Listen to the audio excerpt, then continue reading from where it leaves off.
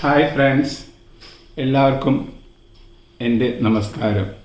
ഇന്ന് ഞാൻ ഒരു പുതിയ നോർത്ത് ഇന്ത്യൻ ഡിഷ് ആണ് നിങ്ങളുടെ മുൻപിൽ ഞാൻ കുക്ക് ചെയ്യാൻ പോകുന്നത്. ഷാഹി പനീർ. അത് എൻ്റേതായൊരു സ്റ്റൈലാണ് പ്രിപ്പറേഷൻ. പലരും ഷാഹി പനീർ പല ടൈപ്പിലും പ്രിപ്പയർ ചെയ്യുന്നുണ്ട്. ബട്ട് എനിക്ക് ടേസ്റ്റി ആയിട്ട് തോന്നിയ ഒരു രീതിയിലാണ് ഞാൻ പ്രിപ്പയർ ചെയ്യുന്നത്. ഞാൻ പ്രിപ്പയർ ചെയ്യുന്ന രീതിയിൽ മസാലകളെല്ലാം തീരെ കുറഞ്ഞതാണ്. അതായത് എരിവിനായിട്ടുള്ള റെഡ് ചില്ലീസ്, വെളുത്തുള്ളി അതൊന്നും ഉപയോഗിക്കാതെയാണ് ചെയ്യുന്നത്. മാത്രമല്ല കുട്ടികൾക്ക് ഇത് വളരെ ഇഷ്ടപ്പെടും. ഒരു നല്ലൊരു ക്രീമി ലുക്കാണ് ഇതിന് കിട്ടുന്നത്. ഇതിന് വേണ്ട ഇൻഗ്രീഡിയൻസ് ഐറ്റംസ് എന്തൊക്കെയാണെന്ന് വെച്ചാൽ ഞാൻ പറയാം. ആദ്യം പനീർ ഈ സൈസിൽ ഒരു 25 പീസ്. പിന്നെ ഒരു തേങ്ങാപ്പാൽ, അത് ഒന്നാം പാലും രണ്ടാം പാലും രണ്ടും കൂടി മിക്സ് ചെയ്തിട്ട് വേണം എടുക്കാൻ. പിന്നെ രണ്ട് ഒരുമാതിരി മീഡിയം സവാള ചോപ്പ് ചെയ്തത്. അതുപോലെ ഒരു 5 കഷ്ണം ഏലയ്ക്ക, ഒരു 2-3 കഷ്ണം പട്ട, പിന്നെ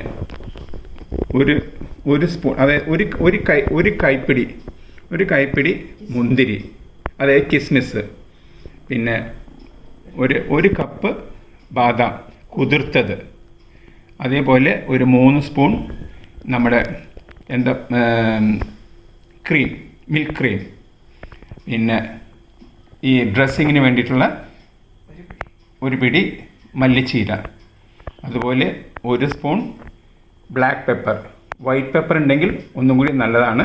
ഞാനിപ്പോൾ വൈറ്റ് പെപ്പർ കയ്യിലില്ലാത്തതുകൊണ്ട് ബ്ലാക്ക് പെപ്പർ എടുക്കുന്നു. കാരണം നല്ലൊരു വൈറ്റ് കളർ കിട്ടാൻ ബ്ലാക്ക് പെപ്പറിനേക്കാളും നല്ല വൈറ്റ് പെപ്പറാണ്. ഒരു തക്കാളി ചോപ്പ് ചെയ്തത്, ആവശ്യത്തിനുള്ള ഉപ്പ്. ഇനി നമുക്ക് അരയ്ക്കാനുള്ള ഐറ്റംസ് എന്തൊക്കെയാണെന്ന് നോക്കാം. അതെല്ലാം അരച്ചെടുക്കാം. ആദ്യമേ തന്നെ നമ്മൾ വെച്ച ബാദാം. ഈ ബാദാം കുതിർത്തതാണ്, തൊലി കളയാത്തതാണ്. സാധാരണ ചിലർ തൊലി കളഞ്ഞിട്ടാണോ ചെയ്യുന്നത്, തൊലി കളയാതെയാണോ ചെയ്യണമെന്ന്. പക്ഷേ തൊലി കളയാതെ ചെയ്യുന്നതാണ് നല്ലത്. കാരണം തൊലിയിലും ഇഷ്ടംപോലെ ധാതുക്കൾ നമുക്ക് ബോഡിക്ക് ആവശ്യമായതുണ്ട്. അതുകൊണ്ട് സാധാരണഗതിയിൽ ബാദാം ഞാൻ തൊലി കളഞ്ഞെടുക്കാറില്ല. പിന്നെ നമ്മൾ എടുത്തു വെച്ച കുരുമുളക്, പിന്നെ നമ്മൾ എടുത്തു വെച്ച മുന്തിരി, കിസ്മിസ്, പിന്നെ പട്ടയും 5 കഷ്ണം ഏലക്കയും, പിന്നെ ഒണിയൻ.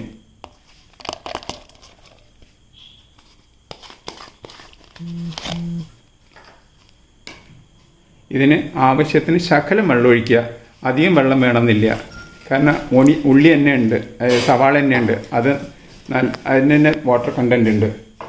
അതുകൊണ്ട് അരച്ചെടുക്കാം. ആദ്യമേ നമ്മൾ ഒരു ഫ്രൈ പാൻ എടുത്തിട്ട് അതിൽ 2 സ്പൂൺ ബട്ടർ ഇടുക.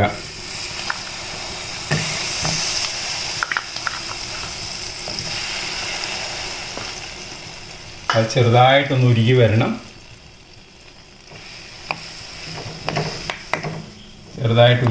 ഒരു മിനിറ്റ് നമ്മളിങ്ങനെ ഉരുകാൻ നിരണം. ഇത് നല്ലോണം ഉരുകിയതിന് ശേഷം നമ്മൾ ഇപ്പം എല്ലാം കൂടി അരച്ച ഗ്രേവി ഉണ്ടല്ലോ, ആ ഗ്രേവി നമ്മളിതിലേക്ക് പകർത്തുക.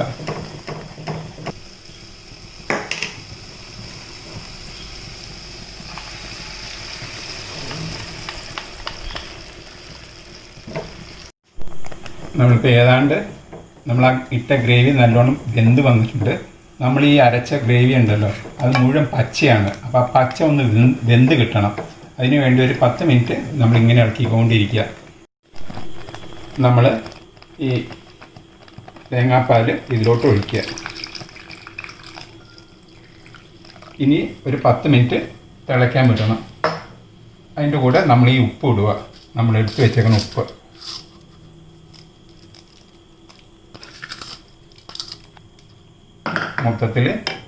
മൊത്തത്തിൽ അത് നല്ലോണം തിളച്ച് കുറുകി വരണം. അതുപോലെ നമ്മളിതൊന്ന് ഇളക്കി വെക്കുക. ഇടയ്ക്കിടയ്ക്കൊന്ന് ഇളക്കിക്കൊണ്ടിരിക്കുക. അപ്പോൾ ഇങ്ങനെ ചെയ്യുമ്പോൾ തന്നെ നല്ല കൊഴുകൊഴാന്ന് വരും.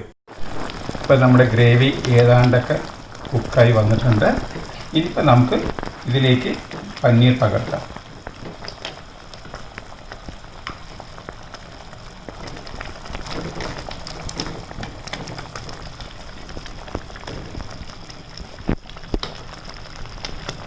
ഈ പനീർ ഒന്ന് ശരിക്കൊന്ന് ഈ ഗ്രേവി ഒന്ന് പിടിക്കാൻ വേണ്ടി നമുക്കൊരു 5 മിനിറ്റും കൂടി ഇങ്ങനെ കുക്ക് ചെയ്യണം. അപ്പോൾ നമ്മുടെ ഷാഹി പനീർ ഏതാണ്ടൊക്കെ റെഡി ആയിട്ടുണ്ട്. ഇനി നമുക്ക് ഫൈനൽ ടച്ചിലായിട്ട് നമുക്ക് ഇത്തിരി തക്കാളി അതൊന്ന് ഇരുന്ന് വെന്ത റെഡിയായി.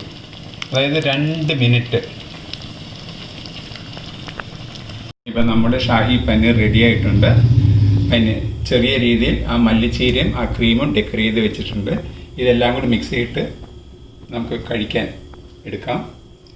ചപ്പാത്തിയുടെ കൂടെയും പറോട്ടയുടെ കൂടെയും നാനിൻ്റെ കൂടെയും ഇങ്ങനെ നോർത്ത് ഇന്ത്യൻ ഐറ്റത്തിൻ്റെ കൂടെ ഇത് കഴിക്കാൻ ബഹുവിശേഷമാണ്. പിള്ളേർക്ക് ഇഷ്ടപ്പെട്ടൊരു ഐറ്റമാണ്. നിങ്ങളെല്ലാവരും വീട്ടിൽ ഇത് ഉണ്ടാക്കി ട്രൈ ചെയ്യുക. കമൻസ് ഉണ്ടെങ്കിൽ പാസ് ചെയ്യുക. Most welcome. Thank you.